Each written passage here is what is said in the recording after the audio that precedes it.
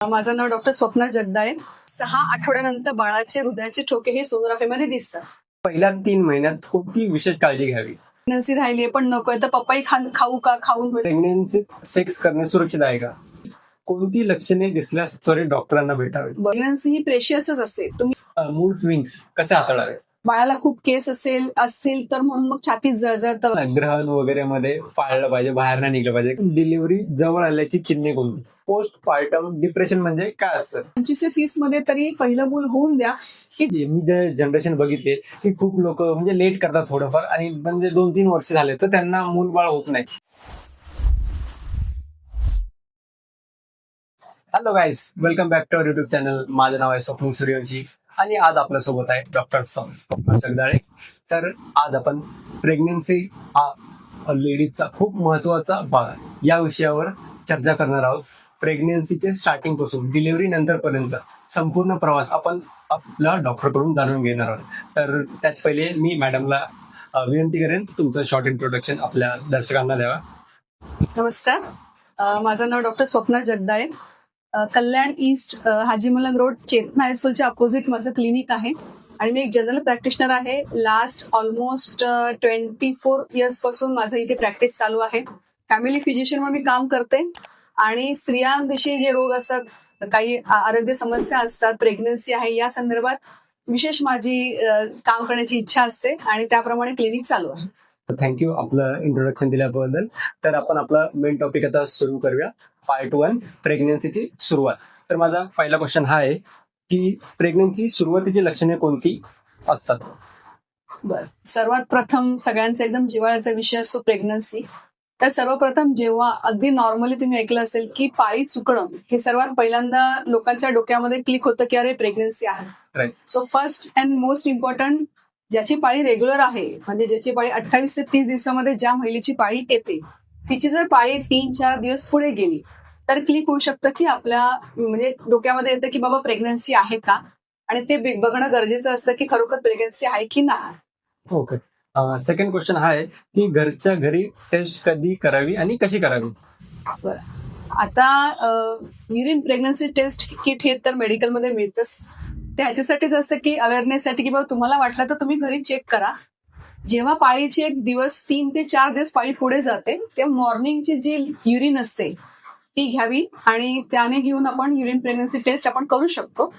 ती जर पॉझिटिव्ह असेल, म्हणजे तुम्हाला जर माहिती असेल, खूप वेळा आम्हाला असा अनुभव येतो की लोक घरी युपीटी करतात आणि क्लिनिकमध्ये दाखवायला घेऊन येतात, तर तसं त्याचं रिडिंग नसतं. जेव्हा आपण युपीटी करतो तर साधारण एक 15 ते 20 मिनिटं त्याचं रिडिंग घेतलं पाहिजे. सो ज्यांना कन्फर्म माहिती आहे की आपल्याला युपीटी म्हणजे काय कळतं, पॉझिटिव्ह निगेटिव्ह, त्यांनी घरी करावी.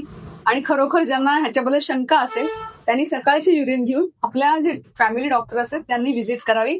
ते स्वतः त्यांच्या क्लिनिकमध्ये युपीटी करतील आणि त्याचं जे काही पॉझिटिव्ह निगेटिव्ह रिझल्ट असेल ते तुम्हाला सांगतील. ओके. तर थर्ड क्वेश्चन हा आहे, टेस्ट पॉझिटिव्ह आल्यानंतर पहिलं पाऊल काय असतं? सर्वात पहिलं टेस्ट पॉझिटिव्ह आली की एक मानसिकदृष्ट्या एक बर्डन पण येतं आई वडिलांवर की बाबा चला आता प्रेग्नन्सी पॉझिटिव्ह आहे म्हणजे एक नवीन जीव आता आपल्यामध्ये वाढणार आहे, आपल्यामध्ये येणार आहे. तर सर्वात पहिलं पाऊल असतं की आपल्याला काळजी पहिल्यातलं काय घ्यायची. डेफिनेटली सर्वात महत्वाचं म्हणजे जी स्त्री आहे, जी प्रेग्नंट आहे, तिची काळजी कशी घ्यायची हे आपण सर्वांनी शिकून घेतलं पाहिजे, हजबंडने सुद्धा आणि घरच्यांनी सुद्धा. कारण ती आता माता होणार असते आणि तिची काळजी अगदी प्रेग्नन्सी राहिल्यापासून डिलिव्हरी होऊन बाळ मोठं होईपर्यंत सुद्धा जी महिला आहे ती यातलं मेन कॅरेक्टर आहे किंवा मेन जो बीज आहे त्याची काळजी सर्वात महत्वाची घेणं आपल्याला गरजेचं आहे. बरोबर. माझा पुढचा क्वेश्चन हा आहे की पहिल्या डॉक्टर भेटीत काय तपासणी केली जाते? बरं, अजून एक सांगणं हेच आहे की जेव्हा युपीटी पॉझिटिव्ह घरी येईल तेव्हा सुद्धा सर्वात प्रथम तुम्ही डॉक्टरांना भेटणं गरजेचं आहे. जितक्या लवकर तुम्ही डॉक्टरांना भेटाल, तुमच्या फॅमिली फिजिशियनना भेटला, तितक्या लवकर काही गोष्टी लवकर सुरू केल्या जातात. तर तुमचं क्वेश्चन हा होता की काय बघितलं जातं, काय तपासणी केली ठीक जाते? आहे. तर पहिल्यांदा जेव्हा एखादा पेशंट येतो आमच्याकडे की बाबा प्रेग्नन्सी आहे की नाही, तर जरी तुम्ही घरी केली असेल युपीटी तरी ऍज अ डॉक्टर आम्ही इथे युपीटी करतोच किंवा मग पॅथॉलॉजी लॅबमध्ये युपीटी करून घेतो. ती पॉझिटिव्ह असेल तर त्याप्रमाणे पहिल्यांदा महिलेचं HB किती आहे, तिचं बीपी किती आहे, तिचं वेट किती आहे आणि काही इतर टेस्ट असतात जसं की ब्लड ग्रुप आहे किंवा HIV असो किंवा व्हायरल डिसीजेस असो, हे जे डिसीज असतात त्याची पण टेस्ट केली जाते. शुगर, थायरॉइड, युरिन टेस्ट, हे सर्वात महत्वाच्या टेस्ट आपण सर्वात पहिल्यांदा करून घेतो आणि हे करणं गरजेचं असतं की जितक्या लवकर तुम्हाला HB किंवा इतर काही थायरॉइड आहे तर त्याची जर माहिती डॉक्टरना अगदी पहिल्या व्हिजिटमध्ये मिळाली तर तिथून पुढे पूर्ण प्रेग्नन्सी तुमची केअर करणं डॉक्टरना इझी पडतं. शिवाय शुगर हा सर्वात महत्वाचा आणि मोठा विषय आजकाल आहे की जर असेल एखाद्याला शुगर, ब्लड शुगर एखाद्या महिलेला, तर जितक्या लवकर डॉक्टरांना त्याची माहिती मिळेल तर डॉक्टर त्याची केअर करणं आणि तुम्हाला त्या बाबतीत जे काही प्रिकॉशन घ्यायचे ते सांगणं डॉक्टरना इझी पडतं. सो या पहिल्या सर्व गोष्टी पहिल्या व्हिजिटमध्ये डॉक्टर विचारतात आणि करून घेतात आणि ते करणं अतिशय महत्वाचं आहे. ब्लड टेस्ट सोबत आपण सोनोग्राफी करायला सांगतो पेशंटला. तर तुम्हाला माहितीच असेल की साधारण 6 आठवड्यानंतर बाळाचे हृदयाचे ठोके हे सोनोग्राफीमध्ये दिसतात.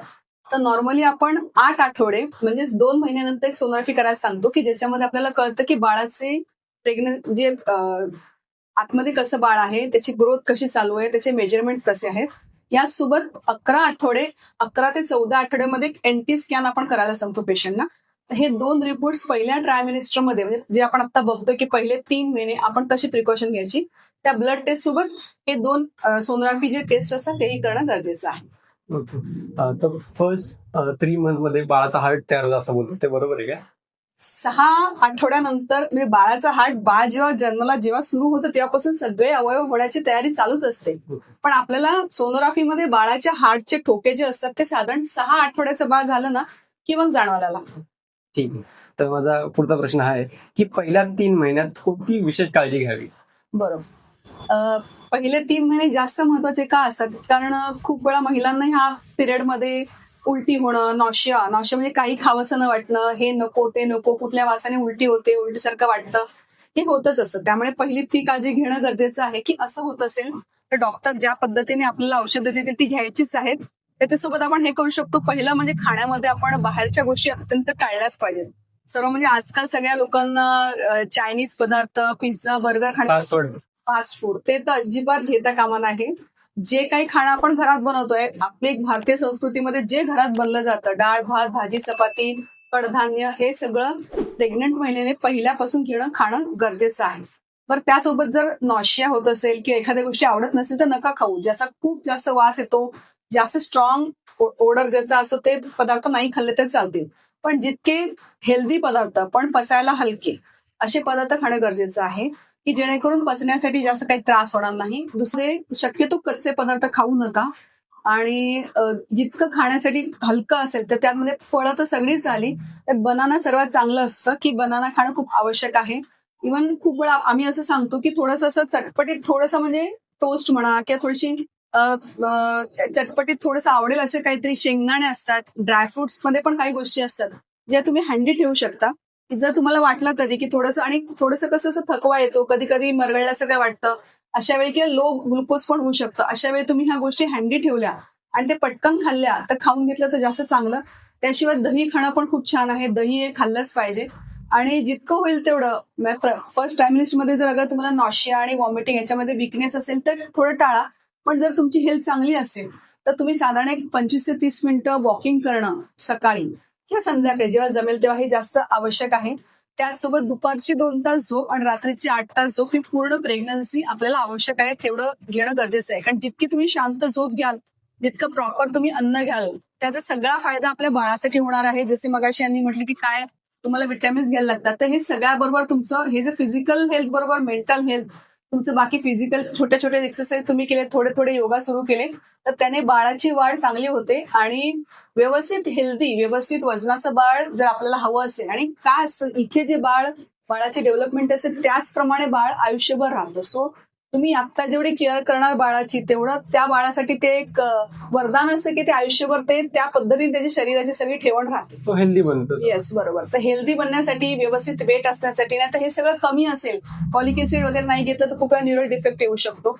तर हे होऊ नये म्हणून आणि व्यवस्थित वेट बाळाचं राहावं आणि एक हेल्दी बेबी आपल्याकडे यावं, हे जर हवं असेल तर ह्या सगळ्या गोष्टी पाळल्या पाहिजे. दुसरं असं की खूप महत्वाचं म्हणजे अल्कोहोल आणि स्मोकिंग, या 2 गोष्टी जर असतील त्याची सवय तर ते पहिल्या महिन्यापासून म्हणजे फर्स्ट ट्रायमिनिस्टर पासून त्याला अवॉइड करणं गरजेचं आहे. आणि दुसरं असं की काही वस्तू उचलणं, आजकाल आपण तसं काही उचलत नाही, पूर्वी काळी असं चालायचं, पण शक्यतो वजनदार वस्तू उचलणं, खूप हेवी वर्क करणं, खूप फास्ट चालणं, हे जरा थोडंसं टाळलं तर खूप बरं होईल. ठीक आहे. माझा हा क्वेश्चन होता की खूप लोक बोलतात की पपई वगैरे नाही खाल्ली पाहिजे. मग हा तर मेन हे टॉपिक आणि मूवी मध्ये जास्त लोकांनी मूवी मधून नॉलेज घेतलं या गोष्टीचं. खूप वेळा असं आमच्याकडे पेशंट पण असे येतात की प्रेग्नन्सी राहिली पण नकोय तर पपई खाऊ का, खाऊन होईल, तसं काही नसतं. पपई हा खूप चांगला पदार्थ आहे, त्याच्यामध्ये इतके विटामिन्स आहेत आणि सगळ्या नॉर्मल माणसाला काय प्रेग्नन्सी काय लहान मुलांना काय पपई सर्वात चांगली खाण्यासाठी असते. त्यामुळे हे जे मिथ आहे ते एकदम चुकीचं आहे. पपईने तसं काही कुठल्या गोष्टीने काही प्रेग्नन्सीला काही त्रास होत नाही. पण खूप वेळा कसं असतं, आपल्या घरात मोठी माणसं असतात आणि ते परंपरानुसार पहिल्या काळापासून त्यांनी ऐकलेलं असतं, त्यामुळे ते सांगत असतात की हे खाऊ नका, ते खाऊ शकते. तो पपई बाबत लोकांचं मत असतं. शेवटी ते आपल्यावर आहे की जे वयस्कर आहेत त्यांचा जो म्हणजे त्यांच्या अनुभवातनं झालेल्या गोष्टी असतात ते मानायचं की डॉक्टर मानायचं. पण मी हेच सांगेन की असं कुठलंही फळ नाहीये की ज्याच्यामुळे प्रेग्नन्सीला काही त्रास होईल किंवा मुलाला पुढे जाऊन काही त्रास होऊ शकतो. ठीक आहे. तर माझा आता पुढचा प्रश्न हा आहे की फॉलिक ऍसिड आणि इतर सप्लिमेंट्स का महत्वाचे असतात? बरोबर. आता जेव्हा बाळ गर्भाशयात रुजतं आणि ते वाढायला लागतं, तर ते सगळं जे काही असतं बाळाचं वाढणं हे खूपशा गोष्टींवर अवलंबून असतं. त्यात सर्वात पहिलं म्हणजे फॉलिक ऍसिड हे खूप इम्पॉर्टंट आहे. Folic acid, iron, vitamin B12, zinc, calcium, vitamin D, iron हे सगळे जे गोष्टी आहेत या बाळाच्या वाढीसाठी, पूर्ण वाढीसाठी हे आवश्यक असतात. जर यातली काही गोष्ट कमी पडल्या तर खूप वेळा एखादे डिफेक्ट, न्यूरल डिफेक्ट होऊ शकतो किंवा बाळाची ग्रोथ कमी होऊ शकते, बाळाचं वजन कमी होऊ शकतं. बाकी बाळाचे जे आतले अवयव आणि त्याची सगळी सिस्टीम ही रेडी होण्यासाठी, व्यवस्थित वाढण्यासाठी हे जे सगळ्या गोष्टी आहेत त्या सुरू करणं म्हणजे पहिल्यापासून सुरू करणं खूप आवश्यक आहे. तर माझा पुढचा प्रश्न हा आहे की प्रेग्नेन्सी सेक्स करणे सुरक्षित आहे का? हो, नक्की. असं सगळ्या लोकांना असं वाटतं की प्रेग्नन्सी आहे तर सेक्स करायचंच नाही. पण ऍज अ डॉक्टर मी माझे काही मत तुम्हाला शेअर करेन की पूर्ण प्रेग्नन्सी इव्हन अगदी 7व्या-8व्या महिन्यापर्यंत सेक्स करणं हे काहीही धोकादायक नसतं. फक्त असं आहे की पहिली गोष्ट म्हणजे तुमची जी पार्टनर आहे, लेडीज आहे, तिची इच्छा ही सर्वात महत्वाची आहे. जबरदस्ती तर करायची नाहीये, पण तिची इच्छा असेल आणि तुम्ही दोघंही कम्फर्टेबल असाल, तुमच्यापेक्षा ती महिला कम्फर्टेबल असेल, लेडीज कम्फर्टेबल असेल, तर थोडंसं तुम्ही पोझिशन चेंज करू शकता. तिच्या पोटावर वगैरे दाब येईल किंवा तिला आणखी कुठल्याही प्रकारे शारीरिक इजा होईल अशा पद्धतीने न करता तुम्ही सेफली पोझिशन चेंज करून की इतर कुठल्याही पद्धतीने जे काही इतर गोष्टी असतात ज्यातनं सेक्सचा प्लेजर येऊ शकतो ते करू शकता. सेक्स कुठल्याही पद्धतीने कुठल्याही प्रेग्नन्सीच्या टप्प्यावर अनसेफ आहे असं नाहीये, पण शक्यतो लास्ट ट्रायमिनिस्टर मध्ये आम्ही म्हणतो की साधारण एक 8व्या महिन्याच्या नंतर 7व्या महिन्यापर्यंत ठीक आहे, पण 8व्या महिन्यानंतर जसं जसं बाळाच्या वाढीमुळे स्त्रीच्या पोटाचा आकार वाढतो, तिचं स्वतःचं शरीर बोजड होतं, थोडंसं Right. वजन वाढतं, या सगळ्या गोष्टी असताना तिच्या कलाने घेऊन जर तुम्हाला सेक्स करता येत असेल तर ते करणं कधीही ठीक आहे. पण काही प्रिकॉशनरी मेजर्स असतील किंवा डॉक्टरनी पर्टिक्युलरली सांगितलं असेल तुम्हाला की बाबा सेक्स अवॉइड करा की हे करू नका, की काही इतर काही गोष्टींमुळे प्रेशियस बेबी असू शकतं किंवा त्या स्त्रीला काही इतर काही गोष्टी प्रिकॉशन म्हणून आपल्याला त्या ट्रायमेस्टरमध्ये पाळायच्या असतील तर डेफिनेटली डॉक्टर जे सांगतील तेच महत्वाचं आहे. डॉक्टरांच्या सल्ल्याने तुम्ही पुढे जा. जिथे डॉक्टर सांगतील की बाबा सेक्स तुम्ही अवॉइड करा तिथे ते अवॉइड करणं गरजेचं आहे. एकदम सेफ प्रेग्नन्सी असेल आणि काही म्हणजे इतर काही कॉम्प्लिकेशन्स नसतील तर you can do sex through out the pregnancy. तर माझा पुढचा प्रश्न आहे की कोणती लक्षणे दिसल्यास त्वरित डॉक्टरांना भेटावे? बरोबर. आतापर्यंत आपण जे डिस्कस केलं त्याच्यामध्ये एक नॉर्मल प्रेग्नन्सी राहिली, नॉर्मल ती पुढपर्यंत कशी वाढली First 3 months. 3 महिन्यामध्ये ते. तर ह्याबरोबरच पहिल्या 3 महिन्यामध्ये जर तुम्हाला कधी वाटलं की खूपच पोट दुखतंय किंवा असं वाटलं की नाही कंबर पण दुखते, पोट पण दुखते किंवा थोडं जरी रेडिश वजानल ब्लिडिंग वगैरे वाटायला लागलं तर तुम्ही डॉक्टरांकडे जाणं अत्यंत गरजेचं आहे. ही पहिली अलार्मिंग हे असतं, अलार्म असतो की बाबा तुम्ही डॉक्टरांना व्हिजिट करणं गरजेचं आहे. दुसरं असं की जेव्हा उलटी जास्त होते किंवा खूप खाणं जात नाही तर विकनेस येतो, बीपी लो होऊन जातो. यावेळी पण तुम्हाला वाटलं की जर तुम्हाला खूपच खाणं जात नाहीये आणि एकदमच झोप येते, सारखं पडून राहावं असं वाटतं, एनर्जी नाहीये, so better visit your doctor. मग डॉक्टर तुमची बरोबर तपासणी करून पुढे जे काही तुम्हाला औषधं वगैरे द्यायची असेल, आयव्ही द्यायची असेल ते त्याची योजना करते. दुसरं आणि अजून एक सांगायचं होतं की ज्यांना आधीच्या प्रेग्नन्सीमध्ये अबॉर्शन झालेलं असतात किंवा 1-2 अबॉर्शन झालेले असतात अशा पेशंटनी सर्वात पहिला म्हणजे पहिल्या 3 महिन्याची काळजी घेणं अत्यंत आवश्यक आहे. फॉलिक ऍसिड हा सर्वात मोठा घटक आहे की बाळाची मेंटल हेल्थ, त्याचबरोबर आपले काही जेनेटिक डिफॉर्मिटी वगैरे असतात किंवा हार्टची डेव्हलपमेंट, हे सगळं फॉलिक ऍसिडवर अवलंबून असतं. सो फॉलिक ऍसिड म्हणून सगळे म्हणतात की फॉलिक ऍसिड हे प्रेग्नन्सीमध्ये अगदी सुरुवातीला चालू करणं गरजेचं आहे. त्याचबरोबर ज्यांना मागच्या प्रेग्नन्सीमध्ये कधी प्रॉब्लेम्स आहे किंवा मागच्या बाळामध्ये प्रॉब्लेम्स आहे त्यांनी तर फॉलिक ऍसिड हे प्रेग्नन्सी राहायच्या आधीपासून सुरू करणं गरजेचं आहे. सो फॉलिक ऍसिड हे सर्वात मेन आणि महत्वाची गोष्ट आहे प्रेग्नन्सीमध्ये. ठीक आहे. तर आता माझा हा प्रश्न होता की मिसकॅरेज झालं असेल तर त्यांनी काय काळजी करावी, ज्यांचं पहिले मिसकॅरेज झालेलं आहे बरं. ते सेकंड टाइम करताना. नाही, खूप वेळा असं होतं काही वेळेला. त्याची कारणं खूप असतात मिसकॅरेजची. तर त्यावेळी तुम्ही डॉक्टरना भेटणं आणि डॉक्टरना मेन म्हणजे इतिहास जो असेल मागचा तो सांगणं गरजेचं असतं. कारण तुम्ही जोपर्यंत मागची गोष्टी सांगणार नाही तर डॉक्टरना कळत नाही की मागे बरोबर. काय झालं. सो बेटर तुम्ही डॉक्टरना विचारा की बाबा मागचं असं झालेलं आहे. तर त्याचे काही टेस्ट असतात ते डॉक्टर तुम्हाला पहिल्याच जेव्हा तुम्ही सांगाल की बाबा प्रेग्नन्सी म्हणजे मला वाटतं की पाळी चुकली आणि मी बहुतेक प्रेग्नंट आहे, त्यावेळी जर तुम्ही हिस्ट्री दिली तर डॉक्टर त्या पद्धतीने काही टेस्ट असतात त्या करून घेतील. कारण मागचं जे काही अबॉर्शन झालं असेल तर ते का झालं ह्याचं कारण शोधणं गरजेचं असतं. किंवा असं होऊ नये की मागे झालं तेच पुढे आपण नको होण्यासाठी काही गोष्टी करायला लागतात. त्यासाठी डॉक्टर जे सांगतील टेस्ट ते करून घेणं गरजेचं आहे. कारण ती एक मनात भीती असते ना सर्वांच्या मिसकॅरेज व्हायची. हा, नाही, बरोबर आहे. डॉक्टरना तुम्ही तुमच्या फॅमिली फिजिशियन गायनेकॉलॉजिस्टना तुम्ही ही इन्फॉर्मेशन दिली, त्यांना सांगितलं तर त्याबद्दल जी काही काळजी घ्यायची ती काही ब्लड टेस्ट करायला लागतील. आणि सोनोग्राफी जी आपण पहिल्याच महिन्यात करतो त्याच्यासाठीच करतो की बाकी काही डिफेक्ट नसावा.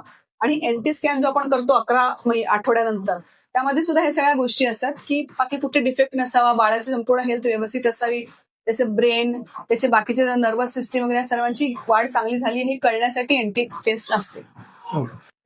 तर पहिला भाग आपण कव्हर केला. आता सेकंड भाग ज्यामध्ये 4 ते 6 महिने मधला काळ, तर त्याबद्दल जाणून घेऊया. तर माझा हा प्रश्न आहे की दुसऱ्या 3 महिने शरीरात कोणते बदल होतात? तर पहिले 3 महिने संपल्यानंतर आपण येतो सेकंड ट्रायमिस्टर मध्ये.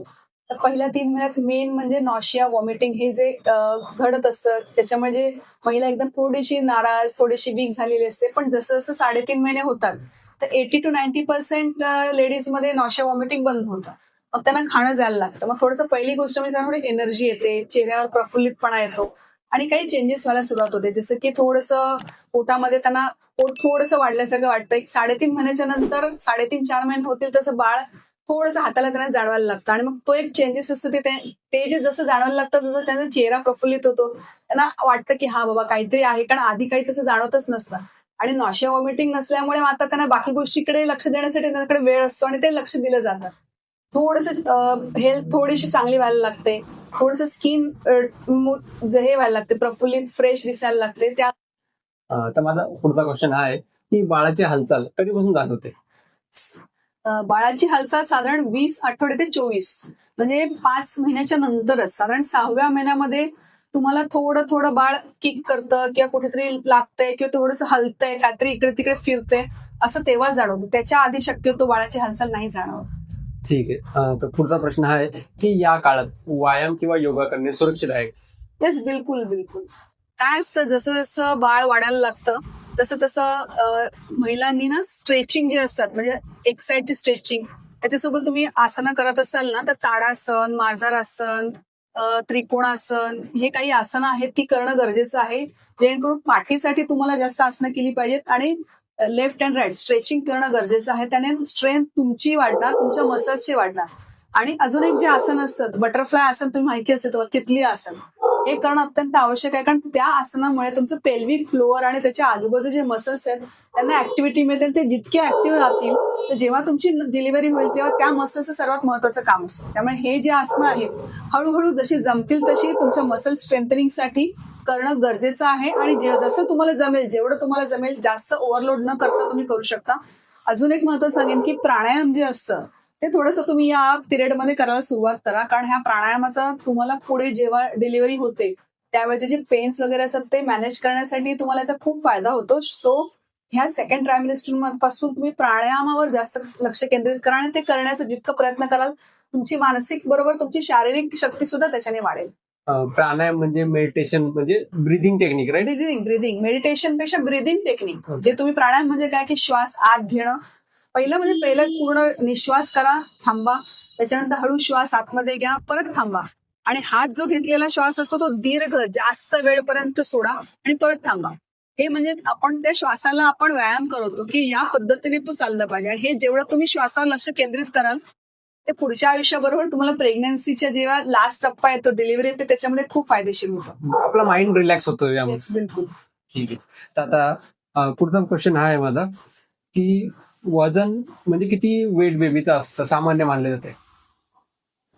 बेबीचं वेट हे प्रत्येक महिन्यानुसार वाढत राहतं, हळूहळू वाढतं. पहिल्या 3 महिन्यामध्ये तर एवढं बेबीचं वाढतच नाही, पण सेकंड ट्रायमिस्टर मध्ये साधारण अर्धा किलो, म्हणजे तिन्ही ट्रायमिस्टर मिळून आपण असं म्हणतो की साधारण 2 किलो वजन, म्हणजे चौथा, पाचवा, सहावा मिळून साधारण 2 किलो वजन वाढू शकतं बेबीचं. आणि नंतरच्या पुढचं म्हणजे हे जर सेकंड ट्रायमिस्टर आहे, शक्यतो थर्ड ट्रायमिस्टर मध्ये वेट जास्त वाढतं, तेव्हा आम्ही असं म्हणतो की साधारण 1 किलो पण वेट बाळाचं प्रत्येक महिन्याला वाढत जातं. सो ओव्हरऑल टोटल म्हणजे एका महिलेचं प्रेग्नन्सी राहण्याच्या आधीचं वजन आणि पूर्ण प्रेग्नन्सी होऊन 9 महिने कंप्लीट झाल्यानंतरचं वजन, याच्यामध्ये ऑलमोस्ट अराउंड 10 to 12 kgचं वेट वाढतं. आणि त्याच्यामध्ये फक्त बाळाचं वेट नसतं, बाळाचं वेट, म्हणजे गर्भाशयामध्ये अम्युनिटिक फ्लुइड असतं बाळाच्या आजूबाजूला, त्याचं वेट, त्या स्त्रीचं वेट, तिच्या स्वतःच्या शरीरामध्ये पाण्याची थोडीशी वाढ होते, त्याचं वेट, तिच्या सेल्स टिश्यू मध्ये सुद्धा पाणी वाढायला लागतं, एक्स्ट्रा होतं. हे सगळं जे असतं ना, ह्या सगळ्याचं मिळून एकत्र वजन त्या स्त्रीचं, जे तुम्ही आपण म्हणतो की आपण एवढं वजन वाढलं, ते असतं. त्याच्यापैकी बाळाचं वजन खूप कमी असतं, बाकी गोष्टी पण त्याच्या सगळं एकत्रपणे लेडीज म्हणजे महिलेचं वजन हे साधारण 10 ते 12 किलो पूर्ण प्रेग्नन्सीमध्ये वाढतं. ओके. ठीक आहे. तर पुढचा प्रश्न आहे की काम करणाऱ्या महिलांनी कोणती काळजी घेतली पाहिजे? बरोबर आहे. आता तर जॉब न जाणाऱ्या महिला आपल्याला सापडणारच नाहीत, हो. पण कसं असतं, शेवटी प्रेग्नन्सी ही प्रेशियसच असते. तुम्ही तिचं प्रेशियस एक महत्वाचा टप्पा असतो आयुष्यातला, तर त्याला काळजी म्हणजे तुम्ही खाण्याच्या गोष्टी तर पाळल्याच पाहिजेत. संतुलित आहार, दूध सर्वात महत्वाचं. जी पावडर दिली जाते प्रोटीन, याच्यासाठीच पावडर दिली जाते की तुमचं खाण्यातनं जे कमी पडेल ते प्रोटीन पावडर मध्ये तुम्हाला मिळावं. तर प्रोटीन पावडर सहित दूध, ड्रायफ्रुट्स, बाकी घरातलं सगळं अन्न आणि वेळच्या वेळ अन्न खाणं. शक्यतो आम्ही असं सांगतो की एका वेळी, जसं पहिल्या ट्रायमिस्टर मध्ये पण आपण असं सांगतो की एका वेळी जास्त अन्न न खाता थोडं थोडं खाल्लं तर जास्त बरं, म्हणजे प्रेशर येत नाही. सेम वे ज्या महिला जॉबला जातात त्यांना असं एका वेळी घरात सगळं खाणं गरजेचं म्हणजे मिळत नाही, तर सकाळी नाश्ता करून निघणं, पुन्हा तुम्ही मध्ये मध्ये थोडंसं एखादं फळ खाणं, शक्यतो चिक्की वगैरे खाणं, ड्रायफ्रुट्स खाणं, एखादं फळांपैकी कुठलाही पोर्शन, किंवा तुम्ही एखादा लाडू असतो आपल्याकडे, मुगाचे लाडू वगैरे बनवतात, जे पौष्टिक लाडू असतात, ड्रायफ्रुटचे लाडू असतात, खजूर असतं, मनुके असतात, ह्या गोष्टी तुमच्या हँडी बॅग मध्ये ठेवल्या पाहिजेत. शक्यतो थोड्या वेळाने, 2 तासाने वगैरे तुम्ही ते खाल्लं तर ते तुमच्यासाठी पण चांगलं आणि तुमच्या वेट गेनसाठी ते जास्त चांगलं असतं. जेवढं तुम्ही पौष्टिक आहार या सगळ्या पिरियडमध्ये घ्याल तो चांगला. आणि तुम्ही जॉब करताय, तुमचं वेळेचं बंधन असतं, तुम्हाला सगळं भागदौड सगळं करायची असते, पण शक्यतो हे जे महिने आहेत त्यातनं तुम्ही स्वतःकडे लक्ष देताना तुम्ही किती खाताय, कसं खाताय, तुमची झोप, आणि तुम्ही जो प्रवास करताय तो पण तुम्ही म्हणजे सुरक्षित प्रवास करा. जास्त म्हणजे धावपळ करू नका. गाडीने जात असाल तर शक्यतो ट्रेनमध्ये चढता उतरताना तुम्ही स्वतःची स्वतः काळजी घ्या. दुसरे तुमची काळजी नाही घेणार आहे, तुम्हाला तुमची काळजी घ्यायची. बरोबर. शक्यतो टू व्हीलरने शक्यतो प्रवास, मी तर असं म्हणेन, टू व्हीलरने शक्यतो प्रवास करू नका. 4 व्हीलर इज अ सेफ. तुम्हाला बाहेर कुठे जायचं असेल, ओव्हरऑल जर्नी करायची असेल कुठे, तर फर्स्ट ट्रायमिस्टर मध्ये शक्यतो जर्नी न करता सेकंड थर्ड मध्ये तुम्ही जर्नी करा. तुम्हाला बाय रोड करा, बाय ट्रेन करा. ट्रेन ही सर्वात सेफ असते कुठल्याही जर्नीसाठी. तर मुंबईमध्ये किंवा सगळीकडे महिला ह्या ट्रेनने प्रवास करत असतात. सेफ जर्नी आहे, काही प्रॉब्लेम नाहीये. पण शक्यतो तुमच्या खाण्यापिण्याच्या वेळा पाडा. झोपेला तुम्हाला रात्री 8 तास झोप पाहिजे, मी म्हणेन दुपारी पण पाहिजे. जर तुम्हाला जमत असेल तर तुमची कामाच्या ठिकाणी तुम्ही एक अर्धा तास किंवा 1 तास एक छोटीशी डुलकी काढू शकता. तुम्ही बाकी त्या दृष्टीने जे काही तुमच्या बाकी मॅनेजमेंटशी बोलून ते करू शकता. पण शक्यतो आजकाल लोक तेवढे पॉझिटिव्ह असतात आणि म्हणजे रिलायबल असतात की तेवढं रिलॅक्स होण्यासाठी टाइम तुम्हाला देतील अशी शक्यता आहे. तर ते करून घ्या, तेवढं रिलॅक्स होणं गरजेचं आहे. ठीक आहे. तर आपला आता पुढचा प्रश्न हा आहे की सोनोग्राफी व इतर टेस्ट का केल्या जातात? बरोबर. आता पहिल्या ट्रायमिस्टर मध्ये आपण पाहिलं होतं की 8 आठवड्यानंतर आणि 11 आठवड्यानंतर आपण टेस्ट करतो बाळाची वाढ कशी होते. आणि शक्यतो आम्ही कसं बघतो की तुमची शेवटची पाळीची तारीख काय आहे, त्यानुसार आपण प्रत्येक आठवडे मोजत जातो ते आठवडे. आणि जेव्हा सोनोग्राफी केली जाते तेव्हा बाळाचे काही अवयव, हाडं असतात, म्हणजे डोक्याची हाडं, पायाची हाडं, या सगळ्याचे जे हाडांचे मेजरमेंट असतं ना, त्यानुसार सोनोग्राफीमध्ये येते की तुमचं बाळ किती आठवड्याचं आहे.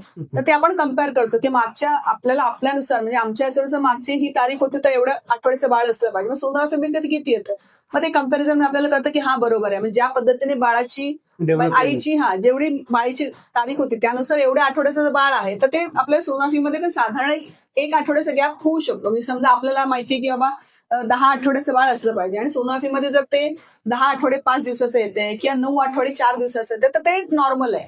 हे सगळं बघण्यासाठी बाळाचे बाकी अवयव कसे वाढतात आणि मेन म्हणजे 20 आठवड्यानंतर आपण ॲनिमल स्कॅन करून घेतो.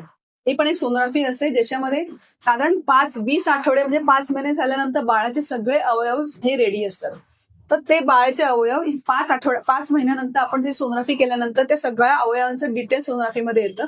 त्याच्यामध्ये आपल्याला कळतं की प्रत्येक अवयव अगदी ब्रेन पासून, हार्ट पासून, किडनी पासून कसं आहे आणि तिथे कुठे काही डिफेक्ट आहे का, कुठे काही प्रॉब्लेम आहे का, हे सगळं बघण्यासाठी जे ॲनिमल स्कॅन आहे आता 20 आठवड्यानंतर केला जातो आणि तो करणं अत्यंत आवश्यक आहे. पुढे जाऊन काही प्रॉब्लेम नंतर कळण्यापेक्षा जर एखादा प्रॉब्लेम आधीच कळला तर त्या दृष्टीने काही पुढचे प्रिकॉशन घेणं किंवा काय सेफ्टी आपल्याला घ्यायची असेल तर ते घेऊ शकतो आपण. तर हे तर या ट्रायमिस्टरमध्ये 5वा महिना झाला म्हणजे 20 आठवड्यानंतर USG करणं गरजेचं आहे.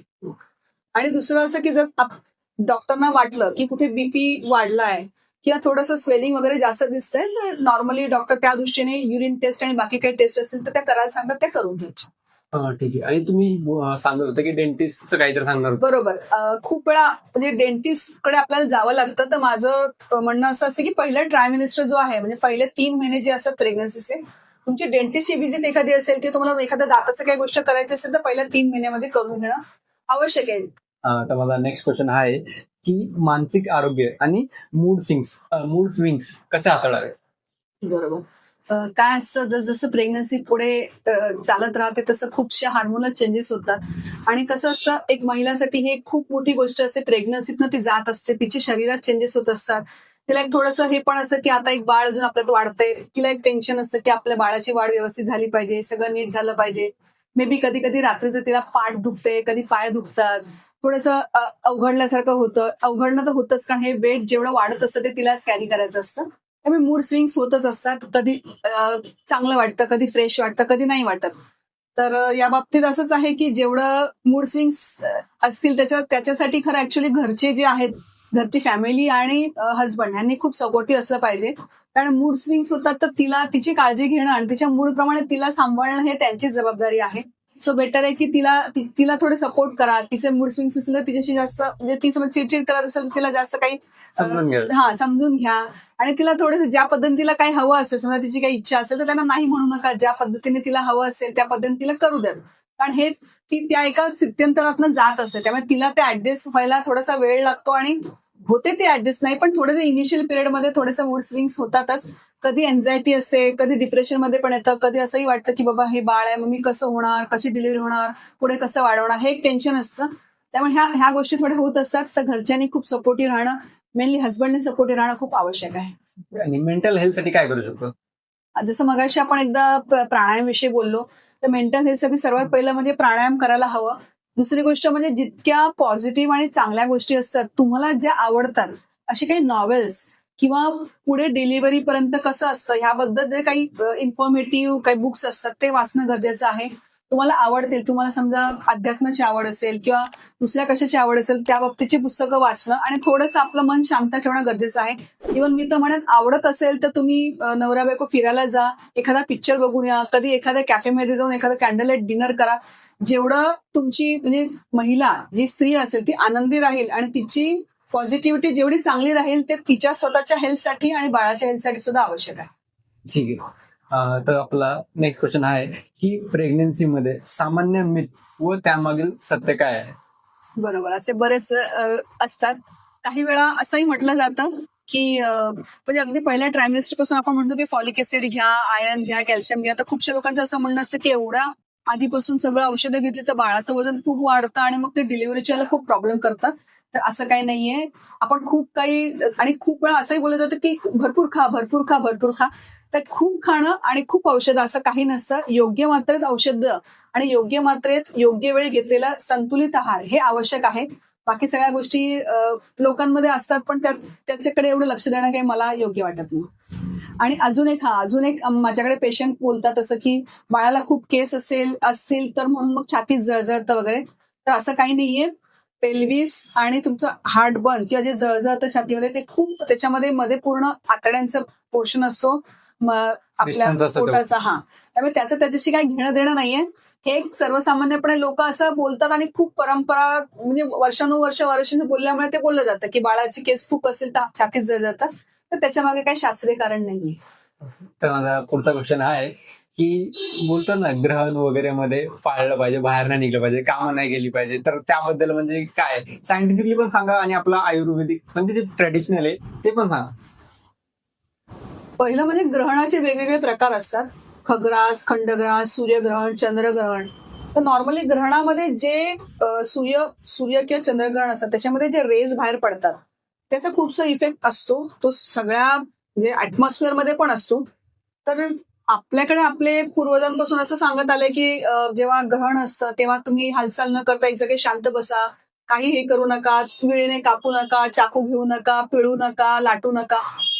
आता ह्या सगळ्या गोष्टी परंपरागत आलेल्या असतात. त्यात त्यांचा अनुभव पण असतो आणि पूर्वापराले लोक असतात ते सांगत असतात. तरी पण माझं असं म्हणणं आहे की जसं कुठलंही ग्रहण असतं हे काहीतरी एक स्थित्यंतर होतच असतं. काहीतरी वेव्हलेन्स, काहीतरी पॉझिटिव्हिटी, निगेटिव्हिटी ही तिथून म्हणजे अवकाशातनं आपल्या पृथ्वीपर्यंत येत असते. तर शक्यतो प्रेग्नन्सी मध्ये अशा सगळ्या गोष्टीत मानसिकदृष्ट्या आपण अनस्टेबल राहण्यापेक्षा जिथे तुम्ही आहात घरात थांबा, शांततेत बसा, एका जागी बसा, मेडिटेशन करा, एखादं चांगलं पुस्तक वाचा किंवा काही चांगलं ऐका, जेणेकरून बाकी सगळ्या गोष्टीमध्ये तुम्ही डिस्टर्ब होणार नाही, तुमच्या बाळावर त्याचा काही साईड इफेक्ट होणार नाही. ठीक आहे. तर माझा पुढचा क्वेश्चन हा आहे की कुटुंबातील सदस्यांनी आईची काळजी कशी घ्यावी. बरोबर. कुटुंबातल्या सदस्यांपैकी सर्वात महत्वाचं म्हणजे पहिला पार्ट कोणी उचलायचा असतो तो म्हणजे हस्बंडनी. त्यामुळे कामाच्या बाबतीत पण तुम्ही त्यांना मदत करणं गरजेचं आहे. थोडीशी रिस्पॉन्सिबिलिटी तुम्ही घेणं गरजेचं आहे. जी कामं घरातली आहेत, बाहेरची आहेत, त्या सुद्धा तिला किती जमतील आणि तिला नाही जमतील ते तुम्ही करून घेणं गरजेचं आहे. कारण ती ऑलरेडी एक वेगळ्या स्थित्यंतरामध्ये जात असते. फिजिकली, मेंटली ती बरेच त्याच्यामध्ये स्वतःशी तिचा झगडा चालू असतो. सो तिला थोडा वेळ द्या आणि जेवढे तुम्हाला करता येईल तिला जेवढं करेल तेवढं करू द्या. बाकी सगळ्या कामामध्ये तिला मदत करा. सगळे शेअरिंग करा. तुमच्यासोबत बाकी घरात म्हणजे हस्बंड सोबत बाकी घरातली जी मंडळी आहेत त्यांनी सुद्धा तिची काळजी घेणं आणि तिच्या कामामध्ये थोडंसं आपण पण तिच्या कामाचा थोडासा भार उचलणं आणि तिला मदत करणं गरजेचं आहे. शिवाय असं असतं की कधी कधी एक पहिलं बाळ पण असतं. सो शक्यतो तिला थोडंसं स्वतःसाठी वेळ देण्यासाठी बाकीच्या घरच्या मंडळींनी जे दुसरं बाळ आहे, मोठं बाळ आहे, त्याची काळजी घेणं, त्याला हवं नको ते बघणं, त्याचा आजारपण हे त्यांनी केलं तर महिलेवरचा लोड कमी होईल. शिवाय असं असतं की थोडं जसं जसं वेट वाढत जातं तसं तसं पाठ दुखते, पाय दुखतात, थोडंसं पायाला स्वेलिंग वगैरे येतं. तर पाठीला थोडंसं मसाज करणं आणि जमत असेल म्हणजे शिवाय कसं आहे माहितीये का, हे तिच्यासाठी तुम्ही करता, समजा तुम्ही तुमच्या बायकोसाठी करत असाल तर त्यातनं तिची केअर पण होते आणि एक म्हणजे तुमचं तिच्या प्रेम आहे ह्याचं न शब्दात न सांगता तुम्ही तुमच्या कृतीतनं सांगू शकता की बाबा तुला जेव्हा आवश्यकता आहे तेव्हा मी तिथे आहे आणि कुठलीही गोष्ट दुसरी करण्यासाठी मी तयार आहे. तुझे जर पाय दुखतात तर जे पाय चेपून देण्यासुद्धा मी आहे आणि ह्यातनं तुमचं बॉन्डिंग एकमेकांशी वाढणार आहे आणि जे बॉन्डिंग तुमचं वाढेल त्याच्यामध्ये जे पॉझिटिव्हिटी येईल ती बाळासाठीच जास्त उपयोगी राहणार. सो शक्यतो सगळ्यांनी पॉझिटिव्ह राहा आणि तिला मदत करा. तिला जेवढं कमीत कमी त्रास होईल तेवढं बघा. आणि आजकाल तर सगळ्या महिला ह्या जॉब करतात त्यामुळे खरंच तिची परिस्थिती खूप कठीण असते प्रेग्नन्सीच्या काळामध्ये. एक तर प्रेग्नन्सी, त्याच्यातली स्थित्यंतर, तिचे शारीरिक स्थित्यंतर, वाढणारं बाळ, त्याच्यामुळे होणारे शरीरातले चेंजेस. मगाशी आपण म्हटलं की जसं वजन वाढतं त्यामध्ये तिचं स्वतःचं पण वजन वाढतं, तिच्या ब्रेस्टची साईज वाढत राहते. या सगळ्या गोष्टींची ती स्वतः टॅकल करत असते. त्याबरोबर तिला वेळ स्वतःसाठी देणं तितकं जमत नाही कारण तिचा जॉब असतो, घरचे मंडळी असतात. तर शक्यतो तुम्ही असं बाकीच्या सगळ्यांनी असं पाहावं की तिचा जॉब सोडून जेव्हा ती इतर जॉबवरून घरी येते तेव्हा तिला स्वतःसाठी वेळ द्या. तिचे स्वतःची काही गोष्टी असतील, तिला खाण्यापिण्यासाठी आराम महत्वाचा आहे ते करण्यासाठी आणि तिचे काही गोष्टी तिला दुखत कुपत असेल तर त्यासाठी तुम्ही सर्वांनी अगदी व्यवस्थित तिची काळजी घेणं आणि तिच्या जे काही ज्या अडचणी असतील त्या सोडवणं. इव्हन डॉक्टरांची व्हिजिट जी असेल त्याप्रमाणे ती व्हिजिट बुक करणं. येणारं बाळ आहे त्याच्यासाठी काही शॉपिंग वगैरे करायची असेल तर ते तुम्ही तिच्याशी कन्सल्ट करून तिला घेऊन किंवा तुम्ही ते करणं गरजेचं आहे. म्हणजे तिचा खूपसा भार कमी होईल आणि तिच्याबद्दल तुमचं प्रेम म्हणजे घरच्यांचं आणि हजबंडचं प्रेम तुम्ही दाखवण्यासाठी ह्या गोष्टी म्हणजे बोलून दाखवण्यापेक्षा तुमच्या कृतीत तुम्ही दाखवा हे असं मला वाटतं. तर आता आपण भाग 3 शेवटचा काळ ज्यामध्ये 7 ते 9 महिने याबद्दल क्वेश्चन विचारणार आहोत. तर माझा हा क्वेश्चन आहे की तिसऱ्या तिमाहीत कोणत्या गोष्टींवर लक्ष द्यावे? बरं. आता आपण प्रेग्नन्सीच्या शेवटच्या टप्प्यात येतो. जसं आपण आधी पण म्हटलं की वेट वाढताना ह्या म्हणजे 7व्या, 8व्या, 9व्या महिन्यामध्ये वेट जास्त वाढतं. ते वेट वाढल्यामुळे आईला एकतर वेट वाढतं, आईचं पण वेट वाढतं. शिवाय खूप वेळा पायावर स्वेलिंग्स पण येतात. तर हे जे अँकल स्वेलिंग किंवा पायावर स्वेलिंग असेल तर सर्वात पहिलं डॉक्टर तुमचं बीपी बघतात. बीपी नॉर्मल असेल तर तुमची युरिन टेस्ट केली जाते. हे बघून ठरवलं जातं की ते जे स्वेलिंग आहे ते फक्त बाळाचं आणि तुमच्या वेट वाढीमुळे की त्याला आणखीन काही कारण आहे. सर्वात महत्त्वाचं बीपी चेक करायला पाहिजे. आणि जसं वेट वाढत जातं त्याचप्रमाणे तुमच्या शरीरावर म्हणजे पोट जसं जसं वाढतं, पोटाचा आकार वाढतो, तुमच्या मांड्यांवर थोडंसं स्ट्रेच मार्क्स यायला सुरुवात होते. आणि या स्ट्रेच मार्क्स जे असतात त्याच्यासाठी तुम्ही कुठलंही तेल असं कोमट करून रात्री जर लावलं, रोजचं रात्रीचं किंवा बदाम तेल लावलं तरी चालेल, तर त्याच्याने स्ट्रेच मार्क्स थोडे कमी होतात, पूर्ण जात नाही. पण साधारण तिसऱ्या ट्रायमिस्टर पासून स्ट्रेच मार्क्ससाठी बदाम तेल रात्री लावणं गरजेचं आहे. त्याचबरोबर मग जसं जसं वेट वाढतं, बाळाचं वाढतं, तुमचं वाढतं, त्याप्रमाणे अवघडलेपणा पण वाढायला लागतो. इव्हन तुम्ही जिने चढताना, ट्रेनमध्ये चढताना, उठता बसताना थोडंसं अवघडल्यासारखं वाटायला लागतं. कारण पोटाचा जो घेर असतो तो तुम्हाला मध्ये मध्ये असं वाटतं की अरे इथे अडकतंय, तिथे अडकतंय. शिवाय हा वाढलेला जो पोटाचा घेर आणि वजन असतं त्याचं सर्व प्रेशर हे आपल्या बॅकवर येतं. त्यामुळे पाठदुखी ही पण वाढते. आणि जसं हे फेल्विक फ्लोअर असतं ज्याच्यामध्ये आता जसं गर्भाशय वाढायला लागतं तसं तसं तुमची युरिन बॅग जी असते त्याच्यावर प्रेशर येतं. त्यामुळे तुम्हाला सारखं सारखं लघवी आल्यासारखं वाटतं. या सगळ्या गोष्टी होतात. आणि हे जे वाढलेलं पोट असतं आणि तुमचं शरीराचं वेट याच्यामुळे थोडंसं चढताना वगैरे धाप लागणं, थोडंसं श्वास लागणं ह्या गोष्टी होऊ शकतात. ओके. तर माझा पुढचा क्वेश्चन आहे की डिलिव्हरी जवळ आल्याची चिन्हे कोणती? नॉर्मली आपण असं म्हणतो की 9 महिने आणि 7 दिवस यानंतर डिलिव्हरी होते. प्रत्येकाचा वेगळा काळ असतो. प्रत्येक प्रेग्नन्सीचा डिलिव्हरी होण्याचे काही वेगळे टोकताळे असतात. प्रत्येकाचं तसं होतं असं नाहीये. पण शक्यतो आम्ही असं म्हणतो की 7व्या म्हणजे 7वा, 8वा, 9वा या महिन्यामध्ये तुम्ही 15-15 दिवसांनी डॉक्टरला व्हिजिट करा. आणि एकदा 9वा महिना सुरू झाला की आठवड्याने तुम्ही डॉक्टरना व्हिजिट करा. शक्यतो फर्स्ट ज्यांची पहिल्यांदा डिलिव्हरी असते तर त्यांना त्या ज्या गोष्टी असतात की थोडंसं कसं असतं, एकदा 9 महिने कंप्लीट किंवा 9वा महिना सुरू झाला तर खूप वेळा बाळ हे थोडं खाली पेल्विक फ्लोअरकडे सरकतं. हे थोडंसं तुम्हाला जाणवतं की नाही जाणवत ते तुमच्यावर अवलंबून आहे. पण शक्यतो डॉक्टरना ते जाणवतं की बाळ थोडं खाली सरकतं. तर ह्या गोष्टी होतात आणि ते तुम्हाला जाणवतातच. नाही जाणवलं तर ते डॉक्टरांशी तुम्ही जेव्हा व्हिजिट करा ते डॉक्टर तुम्हाला ते विचारतील आणि ते स्वतः स्पर्श करून आणि ते सगळं स्वतः बघून ते सांगतील की हा थोडंसं बाळ खाली आलंय. या गोष्टी असतात. आणि साधारण 36 आठवड्यानंतर तुमची डिलिव्हरी कधी होऊ शकते त्याप्रमाणे डिलिव्हरी जवळ आली. सर्वात पहिलं म्हणजे काय होतं तर पोट म्हणजे पोटात थोडंसं दुखायला लागतं, पोट आणि कंबर. आणि थोडंसं डिस्चार्ज जो असतो म्हणजे वजानल डिस्चार्ज असतो तो म्हणजे स्टिकी असेल किंवा थोडंसं लाल असेल किंवा व्हाईटिश असेल, असं थोडासा डिस्चार्ज कधी कधी असं वाटायला लागतं की थोडंसं डिस्चार्ज होतं. तर हे असं जर सुरुवातीचे लक्षणं सुरुवात झाली तर आपण असं थोडंसं म्हणू शकतो की अरे डिलिव्हरी होते की काय. आणि असं जर जेव्हा वाटेल तुम्हाला तेव्हा तुम्ही पहिल्यांदा सर्वात पहिले डॉक्टरना भेटणं गरजेचं आहे. ठीक आहे. तर माझा पुढचा क्वेश्चन हा आहे की नॉर्मल डिलिव्हरी व सिझेरियन डिलिव्हरी यात काय फरक आहे? तुम्ही जर कधी स्त्रीचं रिप्रोडक्टिव्ह ऑर्गन बघितलं असेल तर पेल्विक फ्लोअर असतं आणि वजानल डिलिव्हरी म्हणजे नॉर्मल डिलिव्हरी म्हणजे बाळ आहे, तुमचं गर्भाशय असतं, गर्भाशय आकुंचन प्रसारण व्हायला लागतं. जसं जसं तुमची डिलिव्हरी जवळ येते काय असतं सुरुवातीला तुम्हाला पेन्स जे असतात ते हळूहळू असतात. नंतर नंतर ते पेन्सची संख्या पण वाढते आणि पेन्सचे ड्युरेशन पण वाढायला लागतं आणि हळूहळू हे सगळे प्रोसेस सुरू होते. गर्भाशय आकुंचन म्हणून थोडं पेन्स यायला लागतात. आणि जेव्हा ही डिलिव्हरी बाळ गर्भाशयातनं वजानामधनं बाहेर येतं त्याला आपण म्हणतो ही नॉर्मल डिलिव्हरी आहे. आणि इथे कुठे काही प्रॉब्लेम असेल किंवा इनिशियली काही प्रॉब्लेम असेल किंवा असं पण असेल कधी प्लासंट हा म्हणजे गर्भाशयाच्या तोंडाजवळ असतो किंवा इतर काही गोष्टी कॉम्प्लिकेशन असू शकतात. कधी बाळ आडवं असतं, कधी पायाने असतं किंवा कधी कधी पेन्स सुरू होतात आणि मग पुढे पेन्स येतच नाही. म्हणजे बाळाची पुढची प्रोग्रेस सुरू होते डिलिव्हरी होण्यासाठी पण पेन्स वरून जे हवे असतात गर्भाशयाला बाळ काढण्यासाठी ते येतच नाहीत. असे काही कॉम्प्लिकेशन्स असतील किंवा मग काही वेळेला म्हणजे डॉक्टर हे पूर्णपणे प्लॅन सिझरच करतात. खूप वेळा रिस्की प्रेग्नन्सी असते त्यामुळे ह्या काही गोष्टी असेल, एखादं बाळ डिस्ट्रेसमध्ये जातं म्हणजे कधी बाळाची शीर होते, कधी बाळाच्या गळ्याभोवती नाळ असू शकते. ह्या सगळ्या छोट्या गोष्टी असतील तर त्या आयत्या वेळी डॉक्टर बघतात आणि मग ते ठरवतात की कधी कधी प्लॅन पण असू शकतं आधीपासून, कधी कधी त्यावेळेला डिसिजन घ्यावं लागतं की बाबा नॉर्मल म्हणजे थ्रू वजाना डिलिव्हरी होत नसेल तर ती तुम्हाला कुठल्याही करून सिझरियन सेक्शन करून बाळाला बाहेर काढणं आवश्यक असतं. काही तेव्हा ती खूप गडबड असते आणि त्या वेळामध्ये ते बाळाला बाहेर काढणं आवश्यक असतं, म्हणून सिझेरियन सेक्शन केलं जातं. ओके, सी सेक्शन म्हणजे ते पोट कट करून येस येतात. येस. ठीक आहे. तर आता पुढचा प्रश्न हा आहे माझा की लेबर पेन म्हणजे काय आणि तो कसा ओळखावा?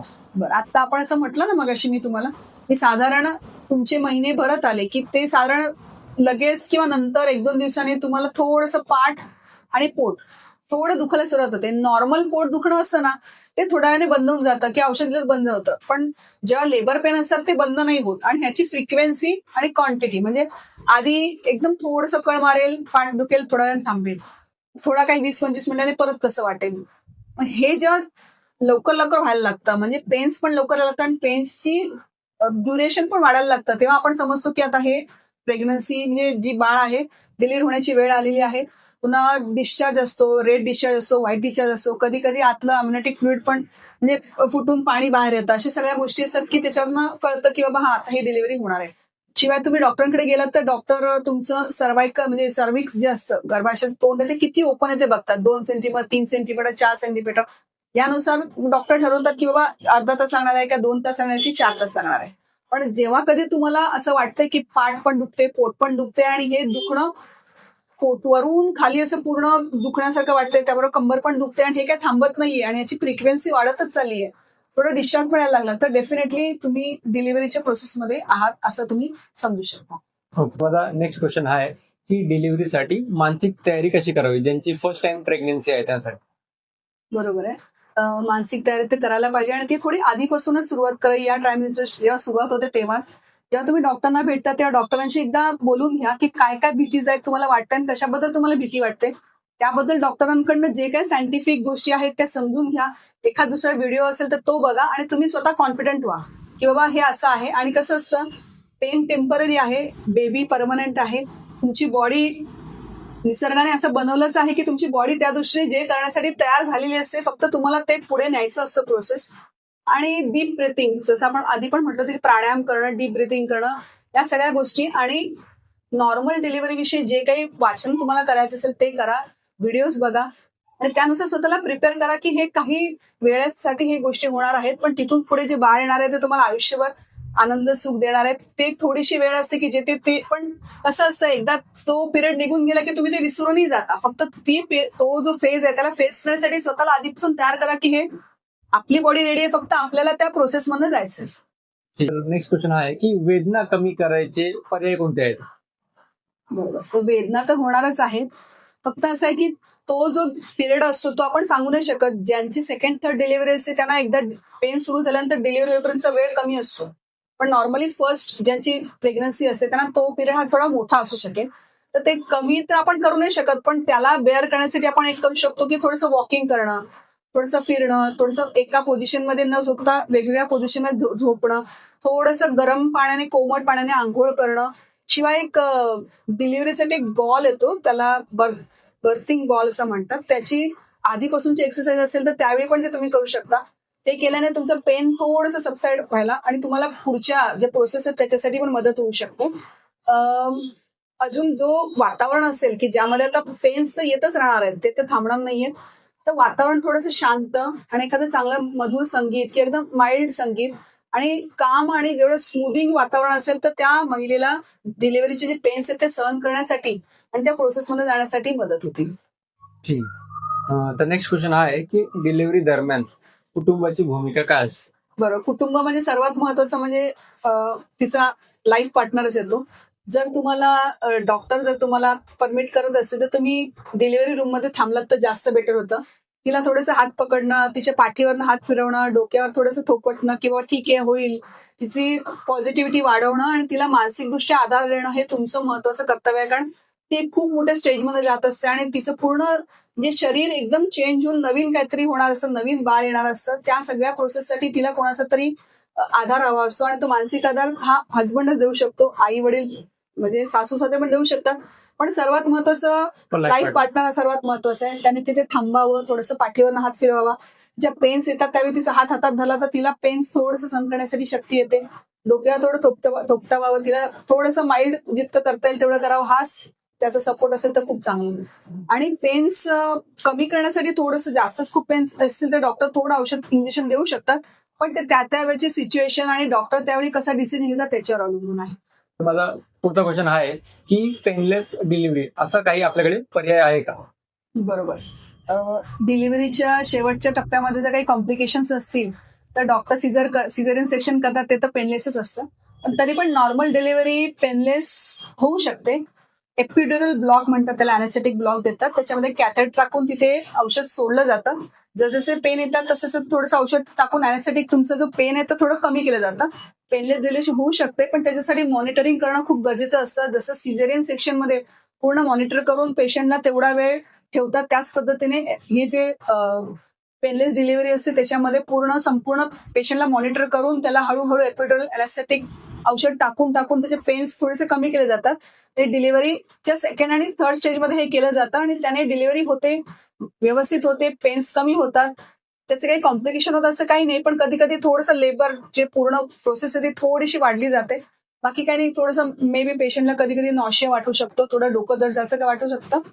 आपण लास्ट पार्ट मध्ये आलेलो आहोत, पार्ट 4 डिलिव्हरी नंतर. तर यामध्ये पहिला क्वेश्चन हा आहे की स्तनपान कधी सुरू करावे आणि त्याचे फायदे काय? बरोबर, खूप महत्वाचा आणि मोठा विषय आहे हा.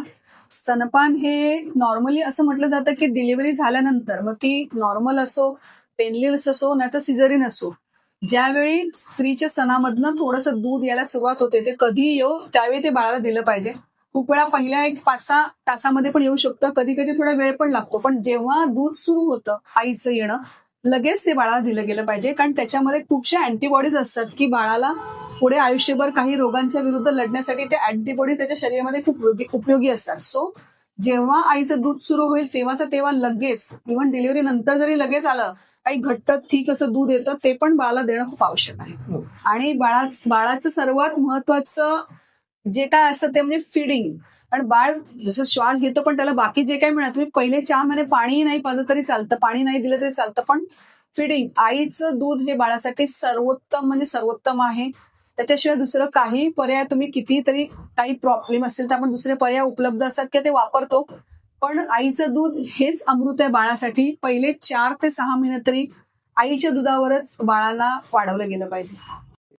तर माझा नेक्स्ट क्वेश्चन हा आहे की पोस्ट पार्टम डिप्रेशन म्हणजे काय असतं? बरोबर.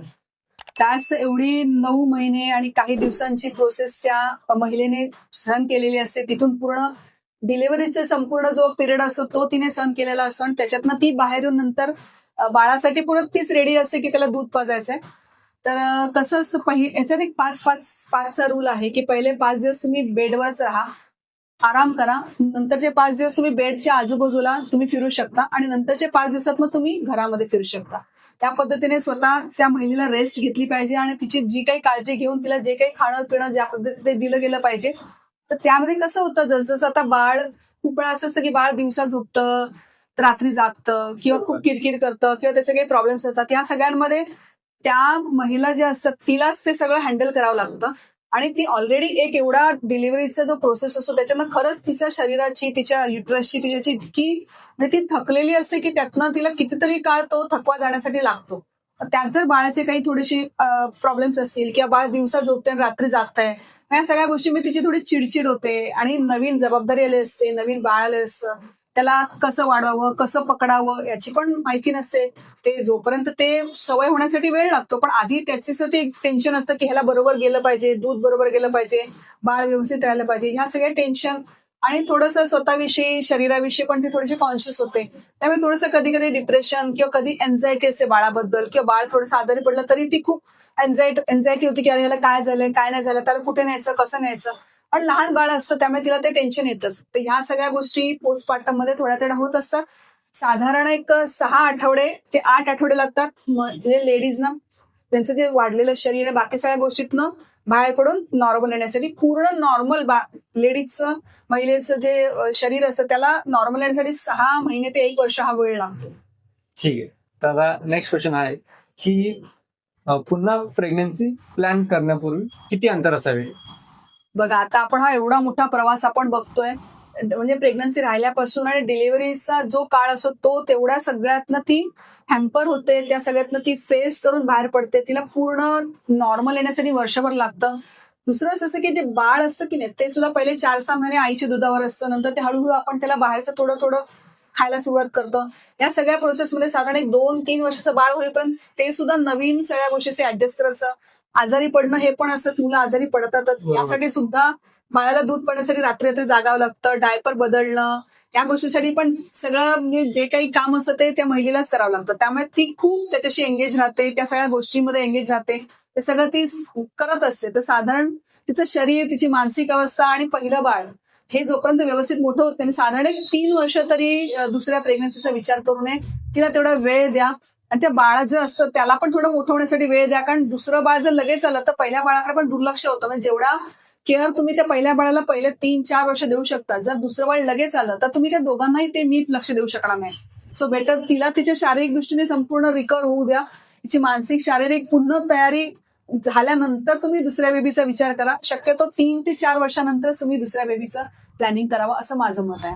ठीक आहे. तर आता नेक्स्ट क्वेश्चन आहे की नवीन पालकांसाठी तुमचा एक महत्वाचा सल्ला काय असेल? आता जी 2000च्या नंतरची पिढी आहे की जी आत्ता लग्न करते म्हणजे तर नॉर्मली असं एक ट्रेंड आहे की लोक पहिला म्हणजे लग्न करायलाच लोक तयार नाहीये. आणि लग्न केल्यानंतर सुद्धा ते मूल आता कसं झालं माहितीये का, 100% सगळ्या मुली जॉब करतात. करिअर हे त्यांचं फर्स्ट प्रेफरन्स असतो. बरोबर. सो करिअरला कुठे म्हणजे मोडता घालून मुलांसाठी वेळ काढणं किंवा प्रेग्नन्सीसाठी वेळ काढणं आणि ते कधी काढायचा हा मोठा प्रश्न असतो. करिअर सेटल झाल्यानंतर आम्ही प्रेग्नन्सीचा विचार करू असं सगळेजण म्हणतात. पण काय होतं आजकाल इतकं कॉम्पिटिशन आणि असं बघता सगळ्याच फील्डमध्ये कॉम्पिटिशन आहे. तर साधारण मुली लग्न करताना मुलं मुली लेटेस्ट करतायत. सध्या 28-30 मध्ये लग्न होतं, त्याच्यानंतर मी करिअरमध्ये सेटल, मला घर पाहिजे, मला गाडी पाहिजे, हे झाल्याशिवाय मी बाळासाठी वेळ मी वेगळा काढू शकत नाही हा विचार करून जर तुम्ही 35च्या नंतर जर मूल ठेवण्याचा विचार करत असाल किंवा त्यासाठी प्रयत्न करत असाल तर माझं एवढंच म्हणणं आहे नवीन पिढीला की तुम्ही लग्न केल्यानंतर साधारण कसं असतं एक पिरियड असतो साधारण 25 ते 30 मध्ये पहिलं बाळ व्हावं. म्हणजे शरीराची तुमची अवस्था आणि तुम्ही शरीर किती त्याला म्हणजे तयार असतं आणि ते किती ते म्हणजे झेलू शकतं सगळ्या गोष्टी हे 25 ते 30 मध्ये असतात. त्याप्रमाणे बाळ जसं वाढतं त्याच्यासाठी पण आपल्याला वेळ द्यावा लागतो, त्याला पण खूपशा गोष्टीची नीड असते आईची वडिलांची. तर साधारण माझं असं म्हणणं असतं की 25 ते 30 मध्ये तरी पहिलं मूल होऊन द्या की जेणेकरून तुम्हालाही वेळ मिळेल त्याच्याबद्दल त्याच्याशी त्याला जेवढं देता येईल. कारण मूल जन्माला घालणं ही सोपी गोष्ट नाहीये. एक नवीन बाळ आपण आणतो आणि त्याचा सर्वांगीण विकास म्हणजे प्रेग्नन्सी राहिल्यापासून ते मूल स्वतः मोठं होईपर्यंत त्याचा सर्वांगीण विकासासाठी तुम्ही हे तुमची जबाबदारी येतील ती केलं पाहिजे. तर शक्यतो नवीन पिढीला हेच सांगणं आहे की आता तर लग्न करणं आणि मूल राहणं हे पण खूप कठीण होत चाललंय. पण मूल होणार असेल तर तुम्ही विचार करणार असेल तर जेवढं 35च्या आधी मूल होऊ द्याल तेवढं चांगलं आहे. हेच सांगणं आहे की जास्त उशीर करू नका.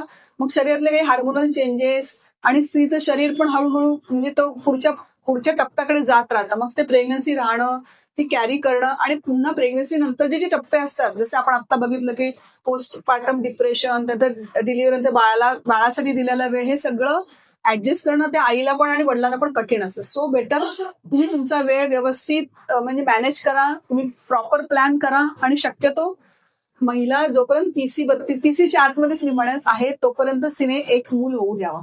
ठीक आहे. तर माझा पुढचा क्वेश्चन आहे की आता मी जे जनरेशन बघितले की खूप लोक म्हणजे लेट करतात थोडंफार आणि म्हणजे 2-3 वर्ष झाले तर त्यांना मूल बाळ होत नाही. मग त्यांच्यासाठी काय सल्ला होईल की असं आहे का की 1 वर्ष किंवा 2 वर्ष आता मुलं झाली पाहिजे असं? आता बघा आम्ही म्हणजे सुरुवातीला आता मी माझ्याकडे जर पेशंट आला एखादा तर खूप वेळा असं आता खूप पेशंट येतात की मूल नाही. तर नॉर्मली माझं असं म्हणणं असतं की जर तुम्ही 25 ते 30 मध्ये लग्न आहे, दोघांचं वय तेवढं आहे तर साधारण वर्षभर तुम्ही नॅचरली मूल होण्यासाठी वेळ द्या. तेवढा पिरियड असतो त्याच्यामध्ये होतं. खूप वेळा एक प्रॅक्टिकल गोष्ट अशी असते की जेव्हा आता मोकळेपणे बोलायचं झालं तर खूपशी लोक लग्नाच्या आधी पण शारीरिक संबंध ठेवतात. पण नॉर्मली आपण असा विचार करतो की लग्न झाल्यानंतर शारीरिक संबंध ठेवले जातात आणि असं एक एक्सपिरियन्स असतो की पहिले काही वर्ष 2 वर्ष 3 वर्ष सेक्स बद्दल अट्रॅक्शन असतं आणि त्यामुळे सेक्स वरचेवर जास्त फ्रिक्वेन्सी असते. जेवढी फ्रिक्वेन्सी जास्त तेवढे तुमचे राहण्याचे चान्सेस जास्त. सो जर लहान वयातली असतील 25च्या आतमध्ये तर 16 पण 25-30 मध्ये पण जरी असेल तरी साधारण एक वर्षभर माझं असं म्हणणं असतं की कपलला की तुम्ही नॅचरली मूल होऊ द्या. नॅचरली होण्याचे चान्सेस खूप आहेत. पण हेच जर 30च्या नंतर 35च्या नंतर जर पेशंट आला, 35च्या नंतर जर कपल असेल की बाबा नाही आम्हाला मूल व्हायचं, तर मी म्हणेन की 6 महिने तरी ट्राय करा. त्याच्यानंतर मात्र मग तुम्ही त्याविषयी जे काही तुमचे पुढचे स्टेप्स असतील ते घेणं गरजेचं आहे. ठीक. तर माझा नेक्स्ट क्वेश्चन हा आहे की सोशल मीडियावर दिसणाऱ्या टिप्सवर विश्वास ठेवावा का? काय आहे आजकाल युट्यूब आणि इंस्टाग्राम ह्याच्यावर जो उठेल तो सगळ्या गोष्टी सांगत असतो, शेअर करत असतो. पण ऍज अ डॉक्टर मी एवढंच सांगू शकेन की रिलायबल व्यक्ती म्हणजे डॉक्टर जे सांगतील त्याच्यावर विश्वास ठेवा. आणि या संदर्भात जी पुस्तकं असतात आणि खरोखर सायंटिफिक दृष्ट्या योग्य व्हिडिओज बरेच असतात ते बघा. आणि डॉक्टर आपलं ते गायनेकोलॉजिस्ट असो नाही तुमचे फॅमिली फिजिशियन असो त्यांच्याशी बोला आणि त्यांचा जो सल्ला असेल त्याप्रमाणे तुम्ही तुमचे जे काही पुढचे स्टेप्स असतील ते घ्या. आता हा शेवटचा क्वेश्चन आहे की आई होणाऱ्या महिलांसाठी तुमचा प्रेरणादायी संदेश काय असेल? Last message. बरोबर. खूप मोठी गोष्ट आहे आई होणं. आणि देवाने म्हणण्यापेक्षा निसर्गाने एक अशी शक्ती दिली आहे तुमच्याकडे की मूल वाढवणं, त्याला 9 महिने पोटात ठेवणं, त्याची वाढ करणं आणि त्याची डिलिव्हरी करणं हे सगळं फक्त स्त्री करू शकते. जगामध्ये 2च जाती आहेत, एक स्त्री पुरुष. आणि तुमच्याकडे देवाने ते खूप मोठा खजिना दिलाय की तुम्ही एका बाळाला जन्म देऊ शकता.